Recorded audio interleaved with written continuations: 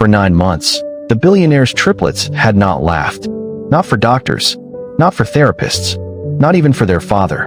Not since the night their mother was killed on the way to pick up their birthday cake. The mansion that once echoed with 3 little voices had fallen completely silent. Every room, every hallway, every corner of that 12,000 square foot estate in Buckhead breathed with a grief so heavy it had driven 4 nannies out the door in less than a year.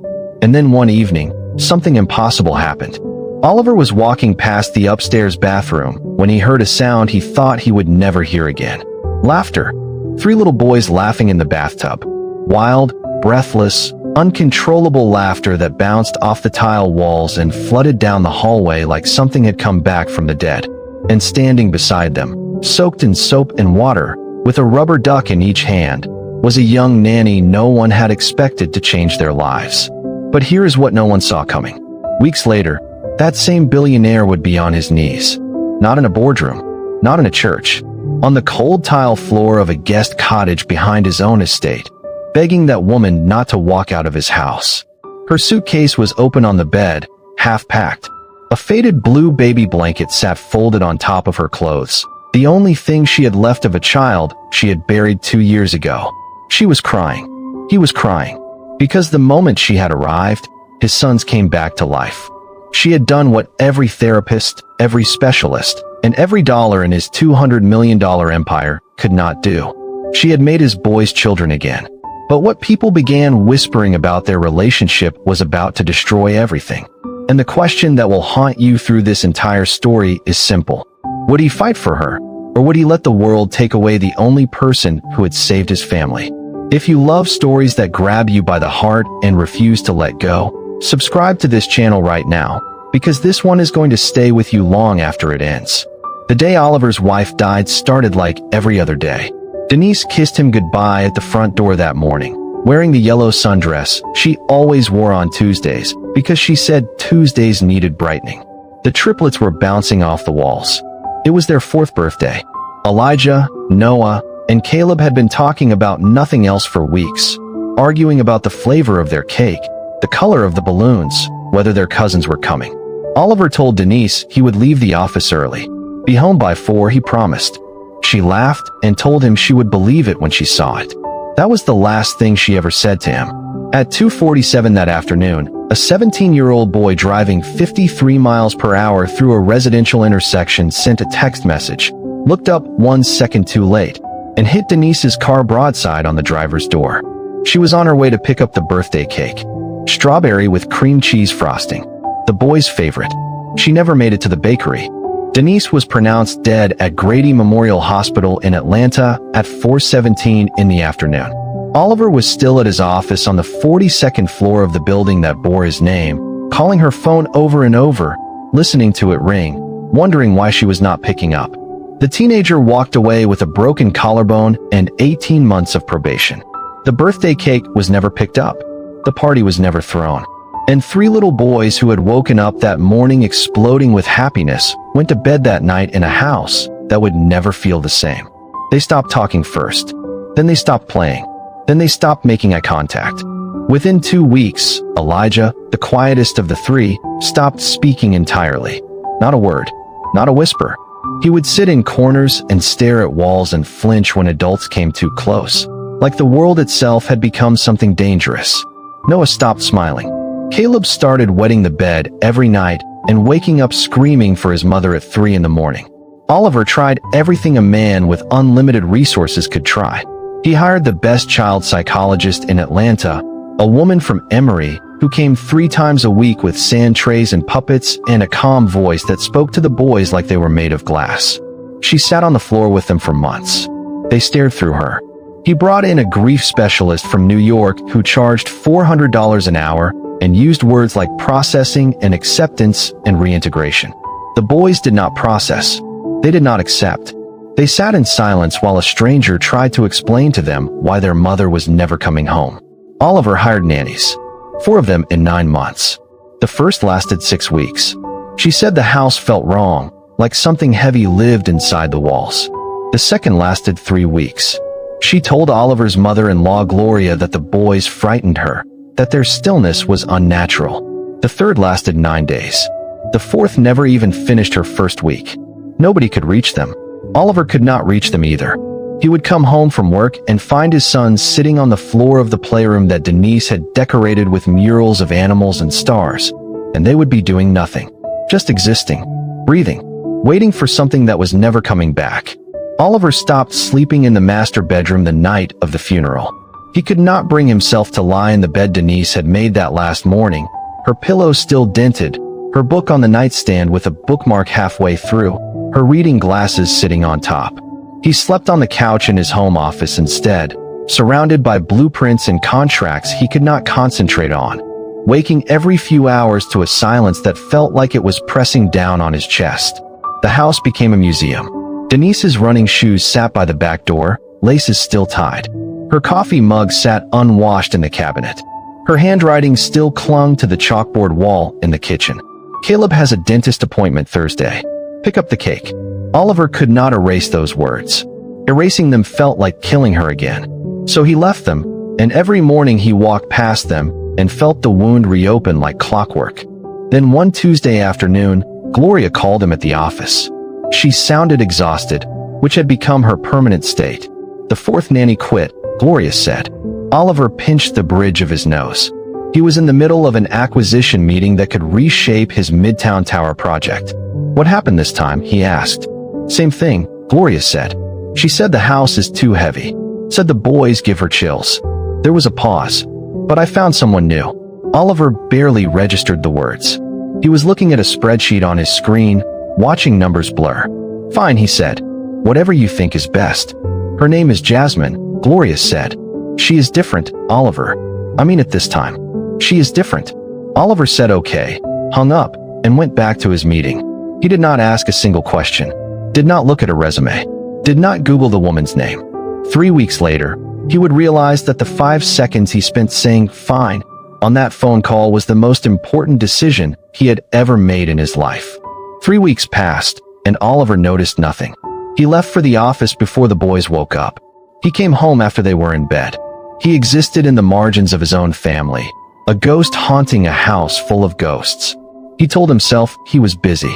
The truth was uglier than that. He was hiding from his son's empty eyes, hiding from the silence that accused him every time he walked through the door, hiding from the fact that he was their father and he could not save them. Then came the evening that changed everything. It was a Thursday. Oliver had spent the day in a conference room on Peachtree Street watching a $200 million development deal collapse. Investors pulled out. His chief financial officer quit by email at 11:15 in the morning. The city council threatened to revoke his building permits. By 3 in the afternoon, he sat alone in his corner office staring at the Atlanta skyline and feeling absolutely nothing. He grabbed his briefcase and drove home, his hands strangling the steering wheel, his jaw clenched so tight his teeth ached. He pushed through the front door expecting what he always found. Silence. The kind that had its own weight, its own texture, the kind that reminded him 100 times a day that his wife was dead and his sons were disappearing. But that is not what he found. He heard laughter, not television laughter, not adult laughter. The wild, uncontrollable, belly-deep giggling of small children who have forgotten every bad thing in the world. Oliver's briefcase hit the marble floor. His hands went numb. 9 months. For 9 months, that sound had been dead. He moved through the house like a man following a voice in a dream, afraid that if he moved too fast it would vanish. Down the hallway, past Denise's portrait above the fireplace, past the chalkboard wall, around the corner, to the bathroom door, which stood half open, leaking light and steam and the most beautiful sound he had ever heard. He pushed the door open, and what he saw shattered him. A young woman knelt beside the bathtub, her sleeves rolled to her elbows, her braids pulled back with a yellow clip. She had soap suds on her forehead and a rubber duck in each hand, and she was doing voices. Deep, goofy, absurd voices that made no logical sense and made perfect sense to 3-4-year-old boys who had forgotten what it felt like to play. Caleb had his arms around her neck, hanging off her like she was the safest place in the world. Noah was slapping the water with both hands, screeching about a shark, sending waves over the edge of the tub. And Elijah, The boy who had not spoken a single word in 9 months was laughing so hard his face had turned red and tears were streaming down his cheeks. Oliver gripped the doorframe. He could not breathe. This stranger, this woman he had never bothered to meet, was on her knees on his bathroom floor doing what 5 therapists and 4 nannies and every dollar in his bank account could not do. She was giving his sons back their childhood. Then Jasmine looked up. Her eyes met Oliver's, and the laughter died instantly. Fear flashed across her face. She froze. The boys went quiet too, reading the room the way children of grief learn to do, scanning for danger in every adult expression.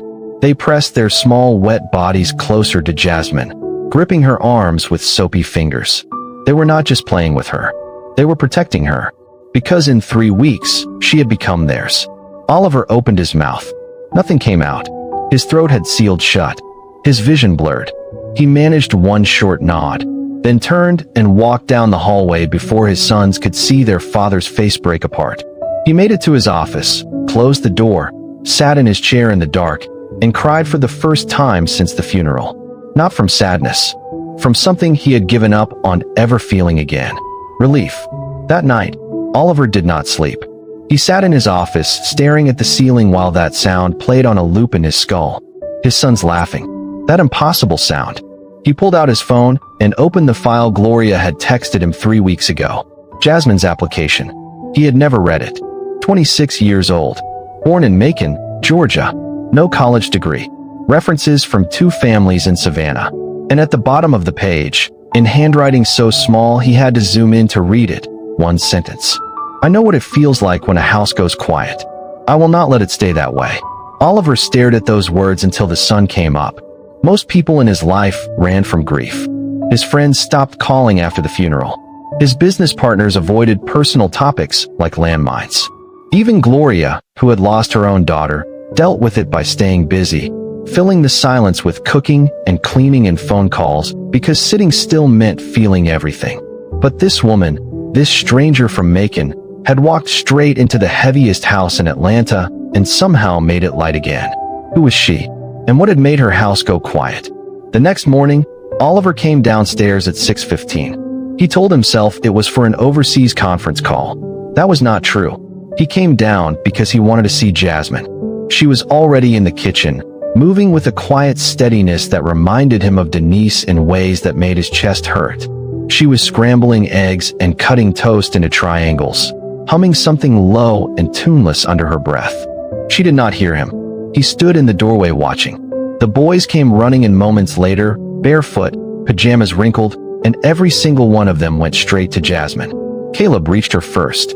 His face changed the second he saw her, shoulders lifting, eyes brightening, a smile stretching across his face.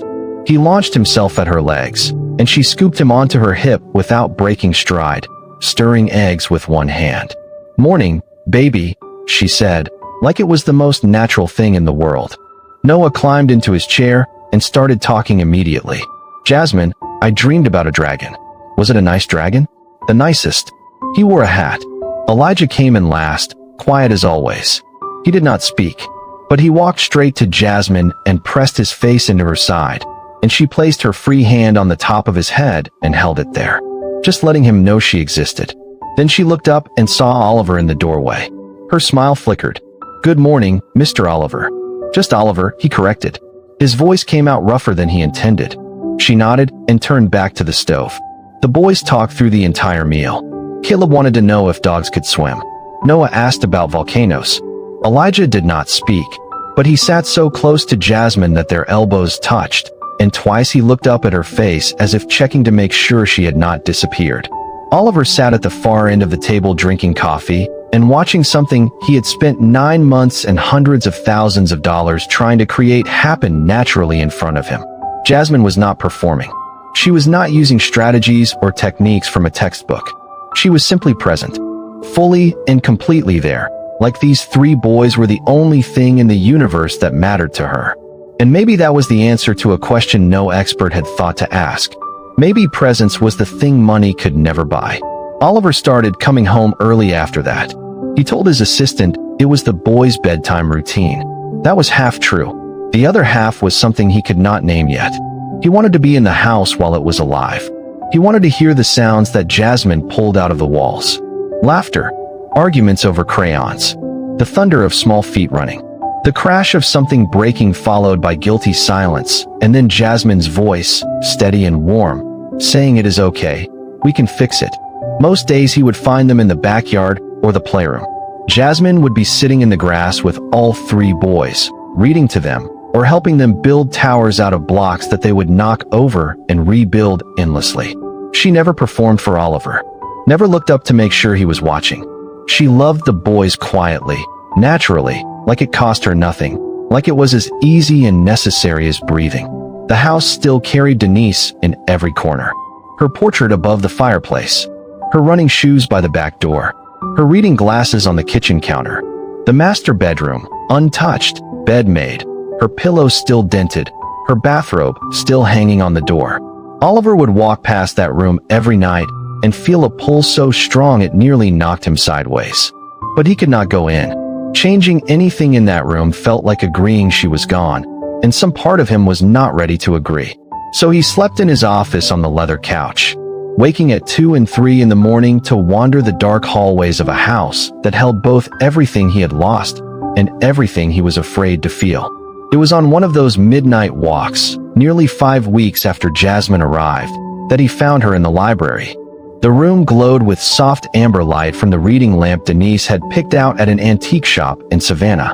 Jasmine was curled in the leather armchair by the cold fireplace, barefoot, a blanket across her lap, a book open in her hands.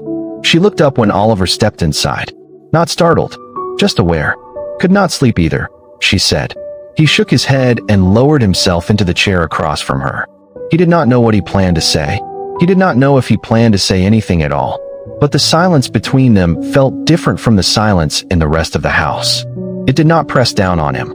It did not ache. It just existed, the way silence between two people who understand each other can sometimes feel like enough. What are you reading? He asked. She held up the cover. The color purple. Heavy book for midnight, he said. Heavy nights need heavy books, Jasmine replied. Oliver almost smiled. He could feel the muscles in his face, trying to remember how. They sat quietly for a while. Neither of them needed to fill the space, and that itself was a kind of gift. Then Oliver spoke. They laughed yesterday. All three of them. Real laughter. I have not heard that sound in 9 months. His voice cracked on the last word. Jasmine set her book down and looked at him. She did not rush to respond. She did not offer comfort or advice. She just met his eyes with steady brown ones that held no pity, only understanding. They talk about her, Jasmine said quietly. About Denise. They tell me things. Oliver's throat tightened. What things? That she made the best French toast in the whole world. That she sang really loud in the car and got every word wrong. That she let them eat ice cream before dinner on Fridays. Each detail landed like a blow. They were so small, so specific, so perfectly Denise. Oliver had been drowning in the enormity of losing her that he had forgotten the tiny things that made her who she was. The lightness of her. Thank you, he whispered, for keeping her alive through them. Jasmine stood, tucking the blanket over the arm of the chair. Good night, Oliver. She left the room, and he sat alone in the amber light. But for the first time in 9 months, alone did not feel the same. If this story has you hooked, type, I'm still here in the comments.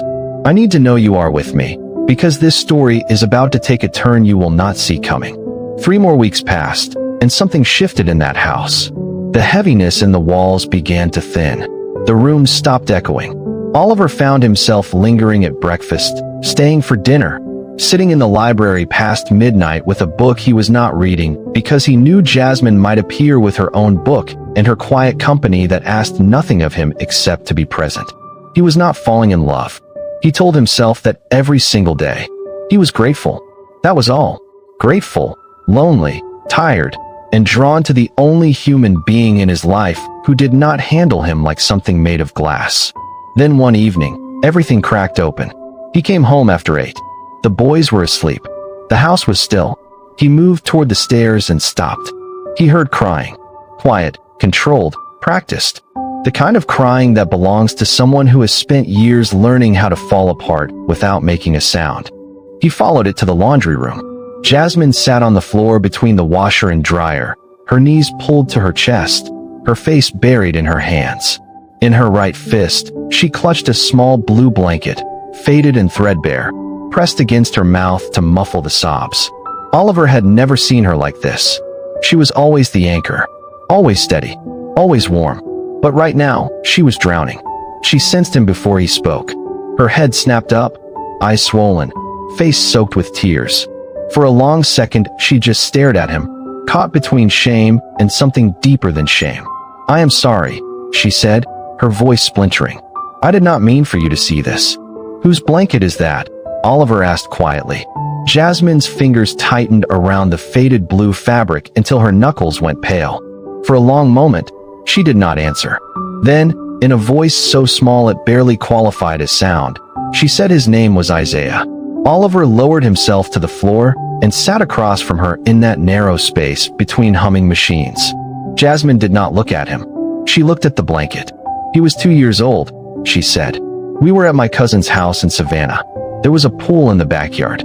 I went inside to get his juice cup. I was gone for maybe 45 seconds. Her voice cracked down the middle. When I came back, he was in the water, face down, not moving. Oliver felt the oxygen leave the room. I pulled him out. I did CPR. I screamed until my throat bled. The ambulance came. They worked on him for 20 minutes on the concrete next to that pool." She pressed the blanket against her face, and her whole body shook. "He was pronounced dead at 4:12 in the afternoon." The silence that followed was the loudest thing Oliver had ever heard. "My husband left 8 months later," Jasmine continued, her voice flat and hollow, like someone reading a verdict they had memorized long ago. "He said he could not look at me without seeing what happened. He told me I should have watched him closer, should have never left him alone, should have done something, anything. He took the house, the savings, everything. He took all of Isaiah's photos, his toys, his clothes." She held up the blue blanket. "This is all I have left of my son. He slept with it every single night, pressed it against his cheek. It still smells like him if I close my eyes hard enough." Tears ran down Oliver's face. He did not wipe them. He let them fall. "Why did you become a nanny?" he asked, his voice barely holding.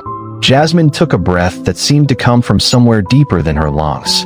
"Because a house without children laughing is the worst sound in the world," she said. "It is not even a sound. It is an absence, and I cannot survive that absence anymore." She looked up at him, tears still streaming. "When Gloria told me about your boys, about how they had gone silent, about how nothing was reaching them, I thought maybe I could help, because I know what grief does to a house. I have lived inside that silence. I am not trying to replace their mother. I could never. I just wanted to give them permission to be children again." Oliver reached across the narrow space and covered her hand with his. Her fingers were ice cold and trembling. "You are not just giving them permission," he said, his voice breaking. "You are saving them. And I think maybe they are saving you too." They sat on that laundry room floor for nearly an hour. Two people who spoke a language no one should ever have to learn. The language of empty rooms and unanswered questions, and the specific devastating silence that follows a life cut short. "Does it ever get easier?" Jasmine whispered. Oliver thought about Denise. About reaching for her side of the bed every morning and finding cold sheets.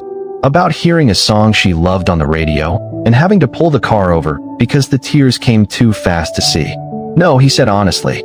"It does not get easier, but the pain changes shape.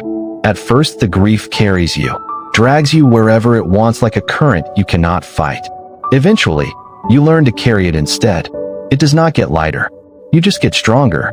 Jasmine closed her eyes and pressed Isaiah's blanket against her heart. "Thank you for not looking away," she whispered.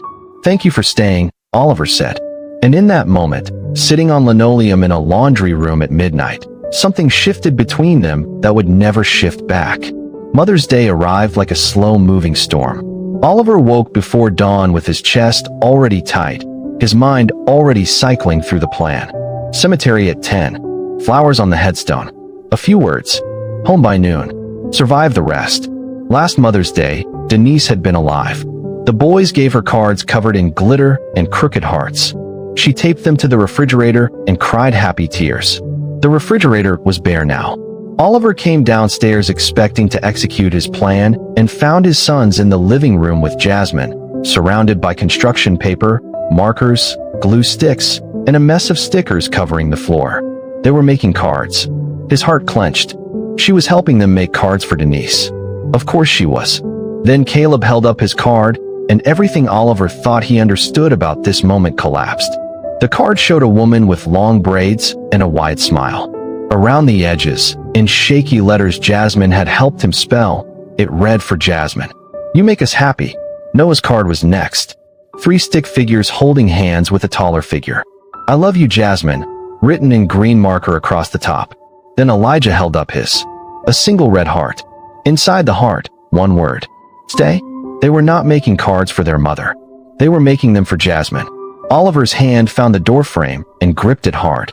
Grief for Denise crashed into gratitude for Jasmine, crashed into guilt that his sons might be forgetting, crashed into relief that they were healing, and all of it tangled together inside his chest until he could not separate any of it. Jasmine saw him and stood so fast she knocked over a cup of markers. Her face went white. "I did not ask them to do this," she said, her voice shaking. "I told them we should make something for their mama." "We did," Noah said, holding up a second card. "Angel wings and a halo. We miss you, Mama." Oliver's eyes burned. They had not forgotten Denise. They had simply made room in their hearts for someone else. And that was not betrayal. That was survival. Caleb tugged Oliver's sleeve. "Can Jasmine come to see Mama with us?" Jasmine shook her head immediately. "No, baby. That is for your family. That is private." "You are family," Elijah said. 2 words. The most he had spoken at one time in 9 months. The room went completely still. Oliver looked at Jasmine.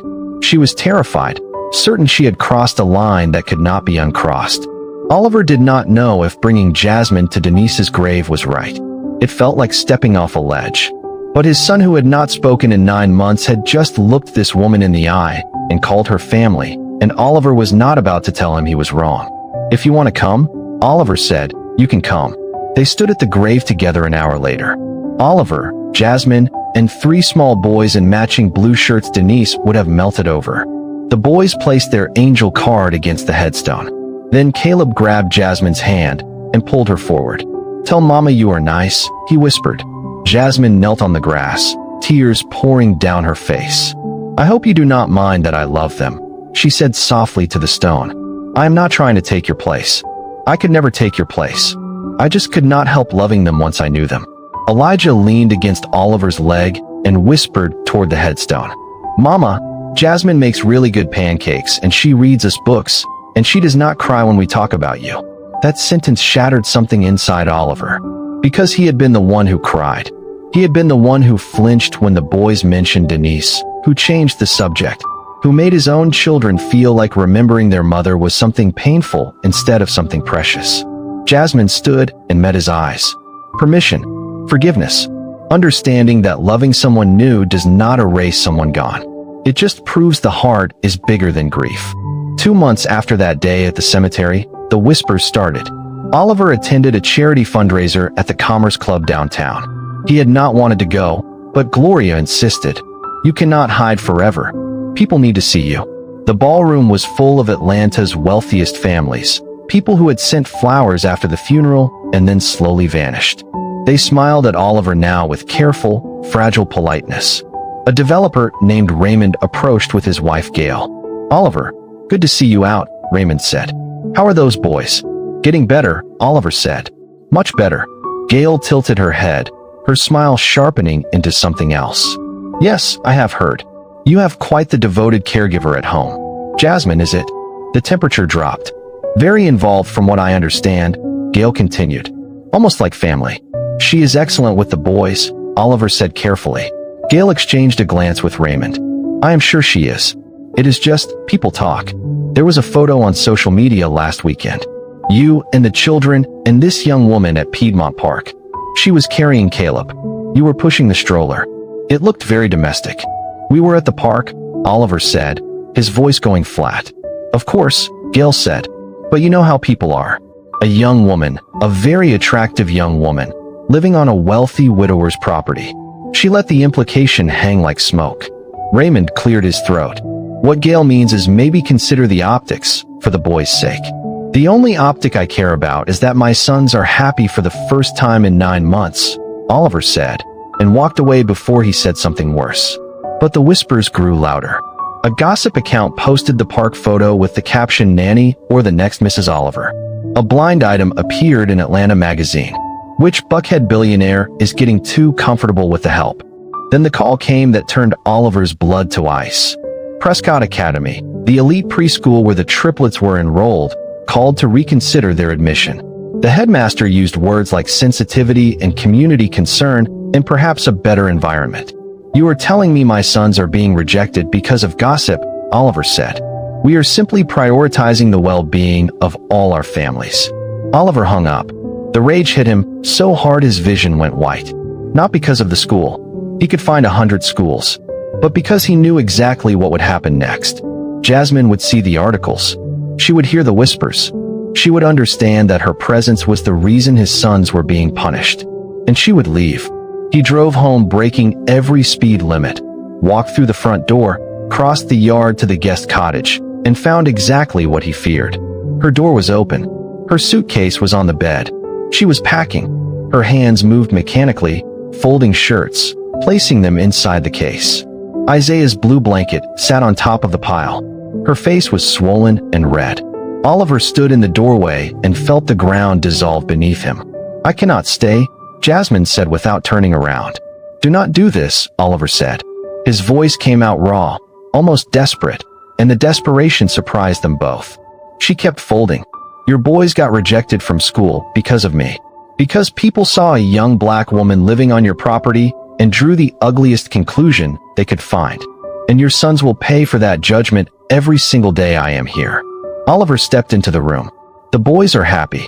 For the first time since Denise died, they are actually happy, and you want to take that away because of what strangers think?"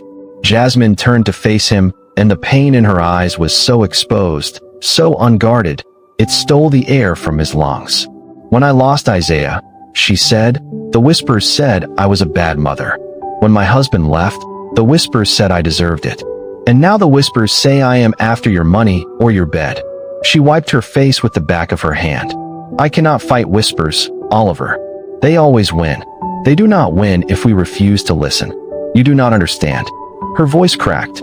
"I am a 26-year-old black woman with no degree living in a billionaire's guest cottage. The story writes itself. I do not care what story they write. The only story that matters is the one happening inside this house with you and my sons. We are not building a story," Jasmine said, her eyes fierce through tears. "I am the help. That is what I was hired to be. You stopped being the help the day my son spoke for the first time in 9 months, and the word he said was your name." The silence between them hummed. Jasmine sat on the edge of the bed, her shoulders dropping. After Isaiah died, she whispered, "I swore I would never love another child again, because losing him nearly killed me." She looked up at Oliver, and the tears cut fresh tracks down her face. "But your boys, I could not help it. Loving them was like breathing. I did not choose it. It just happened. And now I have to go before loving them destroys everything they have." Oliver dropped to his knees in front of her. "What if you did not have to go? What if I went public, told the truth, made it clear who you are and what you mean to this family?" Jasmine searched his face. "What truth?" "That you are essential," Oliver said. "That my sons need you. That this house needs you." He paused. "That I need you." Her breath caught. "Not as a nanny," Oliver said. "Not as staff. As someone who understands this grief. Who sits with me at midnight when I cannot sleep. Who brought 3 dead boys back to life and made this house feel like home again." "I am not Denise," Jasmine whispered. "I know," Oliver said, and his voice broke in two. "I am not asking you to be. I am asking you to stay. Because when I imagine this house without you in it, I cannot breathe." She covered her face with both hands and sobbed. Oliver stayed on his knees, terrified, waiting. Finally she looked at him. "If I stay, I will not hide. I will not pretend to be less than what I am. I would never ask you to. Your world will not accept me. Then my world needs to change." She stared at him for a long moment, and something behind her eyes shifted, like the earth settling after a tremor. "I will stay," Jasmine said quietly. "But not as your employee. As myself. All of myself." Oliver exhaled, and the breath shook on its way out. Jasmine reached past him, pulled her folded clothes from the suitcase, and placed them back in the drawer. Isaiah's blanket went on the nightstand, and Oliver felt something rise in his chest that he had not felt since before the accident. It was not happiness. It was not love. Not yet. It was the thing that comes before both of those. It was hope. The following week, Oliver scheduled a live interview on Atlanta's largest morning news broadcast. His public relations team had prepared talking points about his new Midtown development. He ignored every single one. The anchor asked about real estate and market expansion. Oliver answered automatically, his mind already past those questions, already standing at the edge of what he had come to say. Then the anchor paused. "Mr. Oliver, there has been considerable public interest in your personal life recently. Would you like to address the speculation?" His PR director, standing off camera, shook his head violently. Oliver looked straight into the lens. "Yes," he said, "I would. Jasmine is the reason my sons are alive in the ways that matter," Oliver said, his voice steady and unflinching. "After their mother died, they stopped speaking. They stopped playing. They stopped being children. I spent 9 months and more money than I want to admit on therapists and specialists who could not reach them. Then Jasmine walked into our home and got on her knees and played with them like they were the most important people on earth. Because to her, they are." The anchor pressed carefully. "Some have suggested the relationship is inappropriate." Oliver's jaw tightened. "Some people see a young black woman caring for 3 children in a wealthy man's home and immediately assume the worst. That says everything about them and nothing about Jasmine. She lost her own child. She knows grief the way I know it. And instead of letting that grief destroy her, she chose to pour everything she had into 3 boys who desperately needed it. Jasmine is family," Oliver continued. "She is not their mother. No one will ever replace Denise. But she is someone my children love, someone they need, someone who brought light back into a house that had gone dark. And I will not apologize for that. Not to gossip pages, not to school boards, not to anyone." The interview aired live and went viral within hours. Half the internet praised him. The other half shredded him. His board of directors called an emergency meeting. Oliver walked into the conference room to 12 faces frozen in corporate alarm. "The optics are damaging," his marketing director said. "I do not care about optics," Oliver said. "I care about my family. This could affect investor confidence." "Then let it. I built this company. I will run it and my family on my terms." The room went silent. That evening, Oliver found Jasmine in the kitchen with the interview playing on her laptop, tears streaming. "You did not have to do that," she said. "Yes, I did," Oliver said. "Because every time I stay silent, someone else tells our story and they get it wrong." Jasmine stood, crossed the room, and wrapped her arms around him. Not carefully, not professionally, completely, like someone gripping the only solid thing in a flood. Oliver held her back, his eyes closing. And for the first time since Denise died, the house did not feel like a place where grief lived.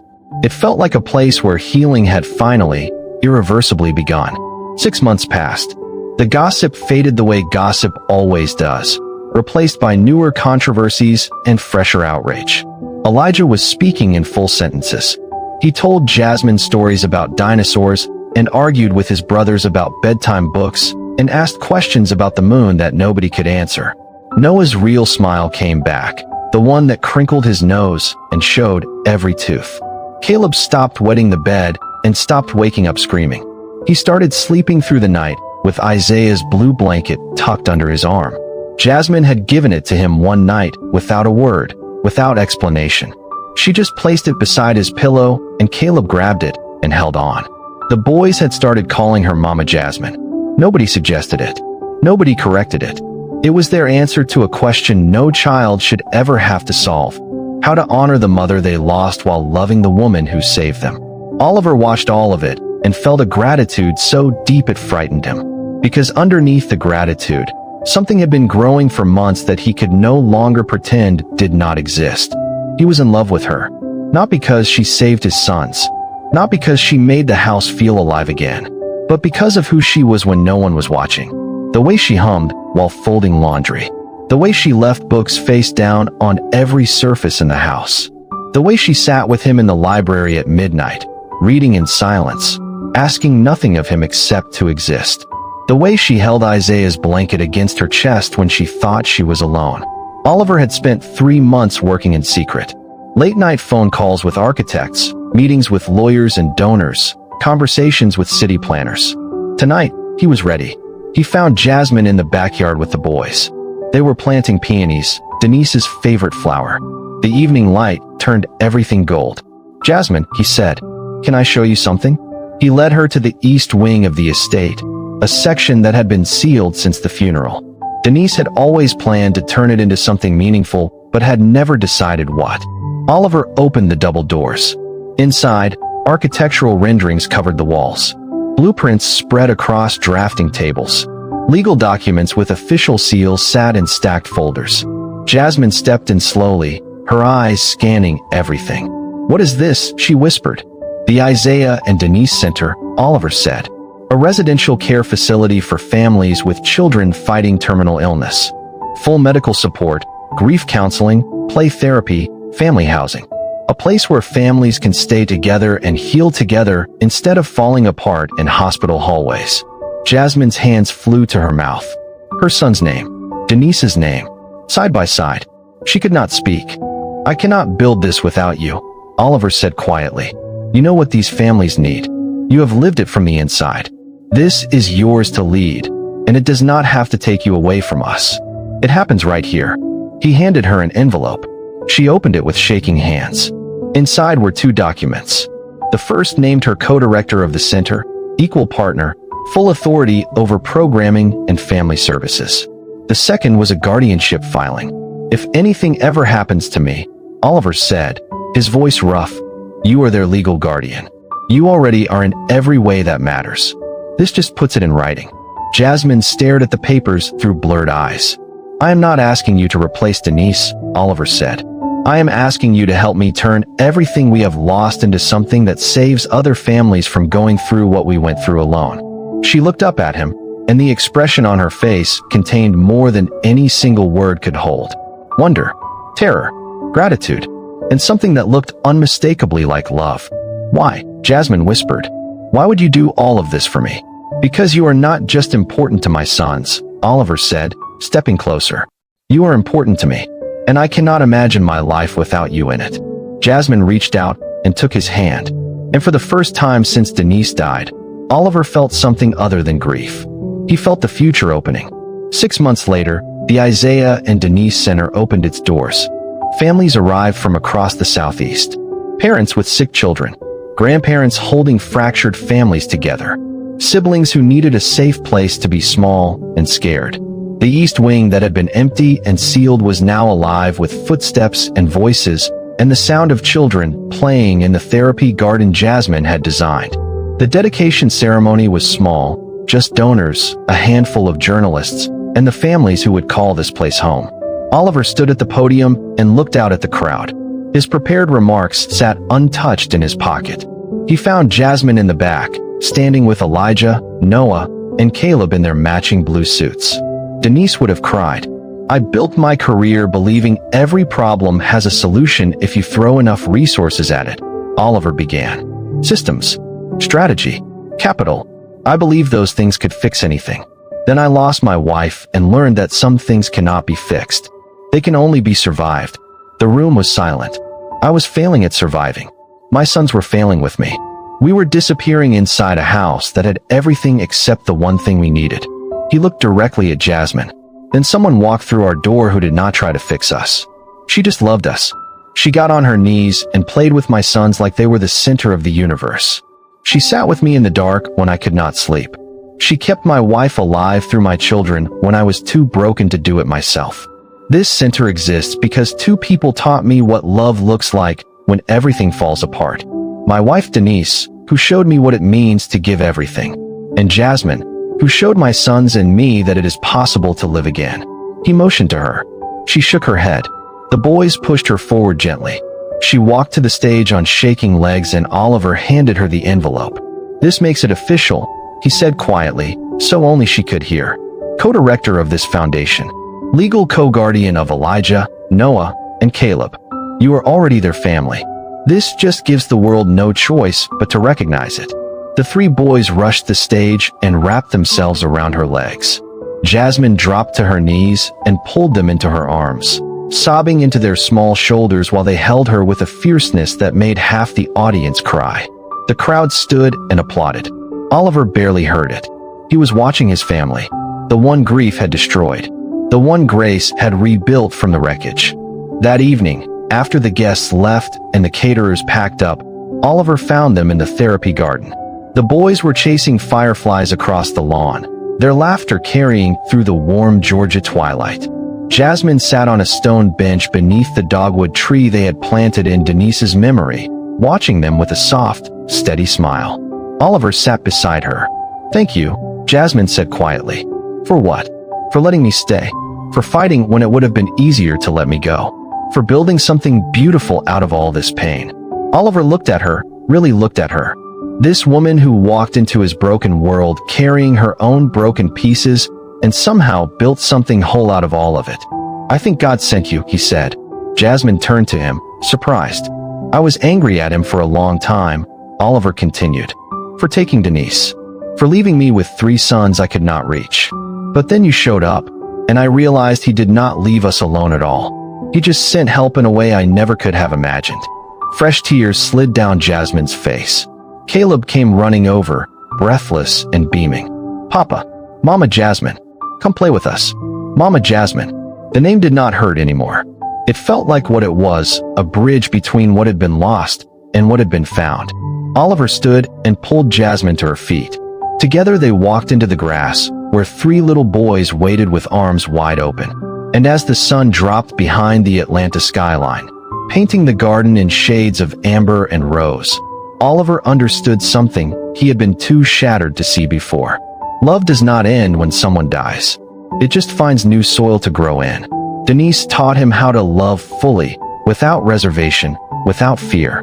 Jasmine taught him that it is possible to love again, even after your heart has been broken so completely you believed it could never hold anything ever again. And his sons, these 3 extraordinary boys, taught him the most important lesson of all. Healing does not mean forgetting. It means carrying your grief and your gratitude in the same hands and learning to walk forward even when every step feels impossible. The house that had been a tomb was alive again. Not because the grief was gone. It would never be fully gone, and Oliver had finally made peace with that. But they had learned to carry it together. And in the carrying, they found each other. Jasmine caught his eye across the yard and smiled. Not the careful, cautious smile from her first week. A real smile, full and brave and unguarded. A smile that said, "I am here and I am staying." Oliver smiled back. And for the first time in over a year, he was not just surviving. He was living. Because sometimes, when everything falls apart, God puts the pieces back together in ways you could never have imagined. Not to erase what was lost, but to prove that love is bigger than grief, that presence is more powerful than perfection, and that family is not defined by blood or circumstance or what the world thinks it should look like. Family is who stays when the world goes dark. Family is who brings the light back. Thank you so much for watching this story all the way to the end. If it moved you, if it made you feel something real, please hit that like button, subscribe to this channel, and share this video with someone who needs to hear it today. Your support means the world, and it helps us keep telling stories that matter. Until next time, take care of the people you love while you still can.